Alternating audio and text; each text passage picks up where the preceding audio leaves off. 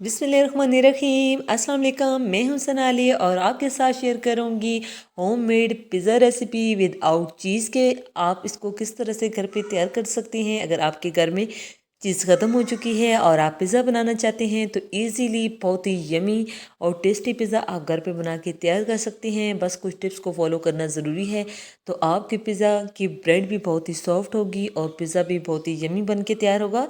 इसलिए पूरी वीडियो देखनी है बिना स्किप किए। और अगर वीडियो अच्छी लगे तो जल्दी से लाइक और सब्सक्राइब कर दें और फैमिली और फ्रेंड के साथ शेयर भी कर दें। चलें जी बनाना शुरू करते हैं। सबसे पहले बाउल में हमने 1 कप मैदा ले लिया है।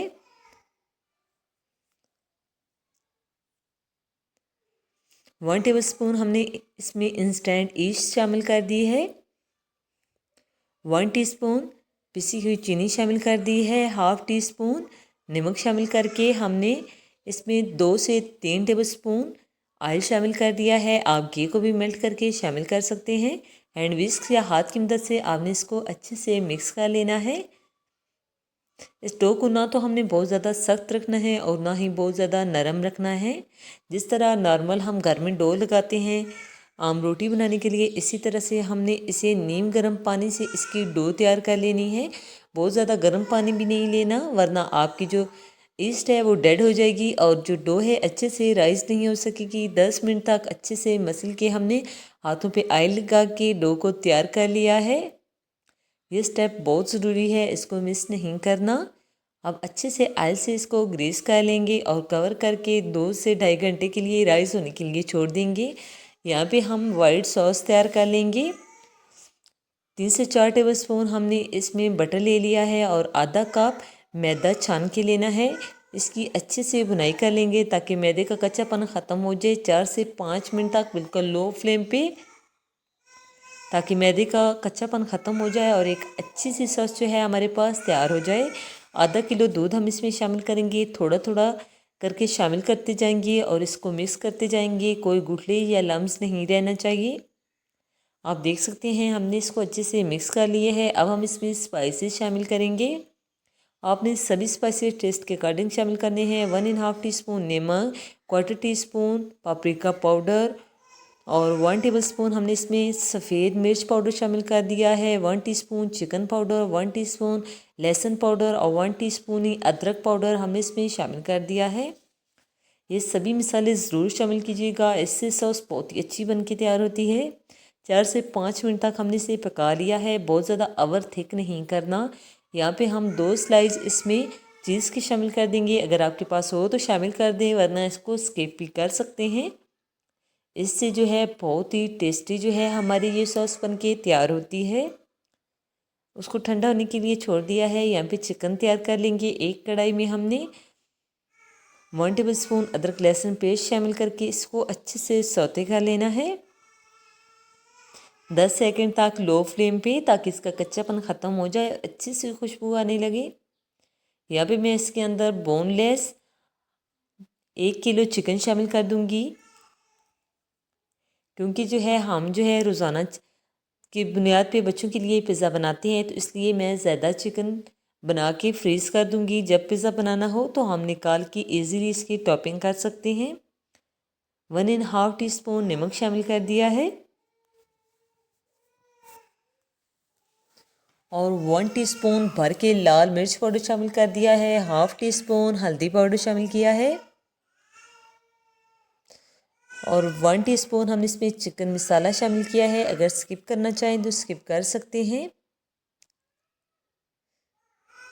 1 टीस्पून पापरिका पाउडर शामिल कर दिया है और 1 टेबलस्पून भर के हमने इसमें तिक्का मसाला और 2 पिंच जो है शामिल कर दिया है। इससे चिकन का कलर बहुत ही अच्छा आएगा।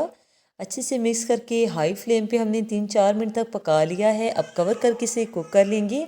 चिकन अपना सारा पानी छोड़ देगी। इसको अब हमने अच्छे से ड्राई कर लिया है। चिकन टिक्का बिल्कुल रेडी हो चुका है। ओवर कुक नहीं करना वरना जब पिज़्ज़ा के ऊपर लगाएंगे तो बहुत ड्राई सा हो जाएगा। यहाँ पे हमारी पिज़्ज़ा डो अच्छे से राइस हो चुकी है। हमने काउंटर पे थोड़ा सा मैदा डस्ट कर लिया है और इसको हल्के हाथ से बेलेंगे, बहुत ज़्यादा नहीं, दबा दबा कर इसको नहीं बेलना। या चाहें तो हाथ की मदद से इसको फैला लें। हम इससे मीडियम साइज़ का पिज़्ज़ा तैयार करेंगे।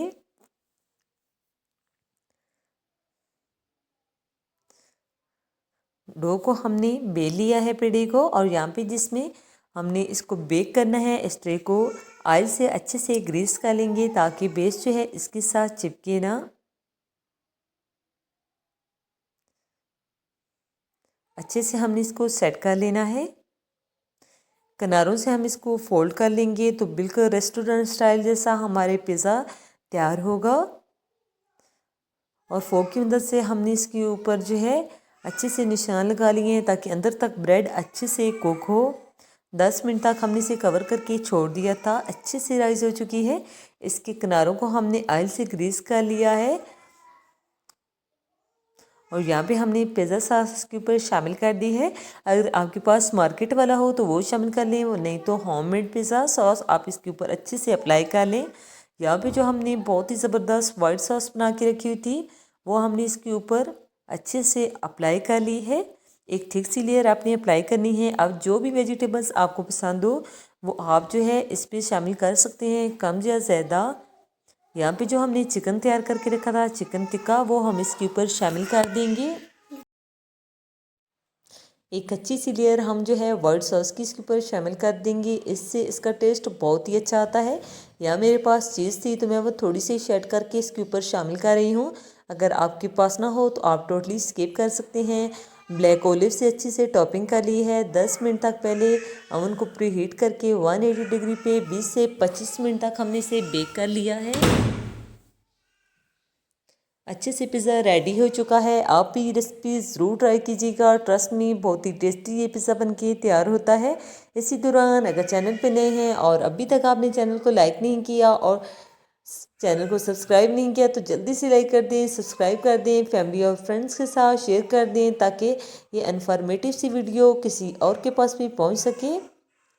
ओके जी, अपना ख्याल रखिएगा। नेक्स्ट मुलाकात होगी किसी नई यम्मी और हेल्दी रेसिपी के साथ। फ़ी अमानिल्लाह, अल्लाह हाफिज़।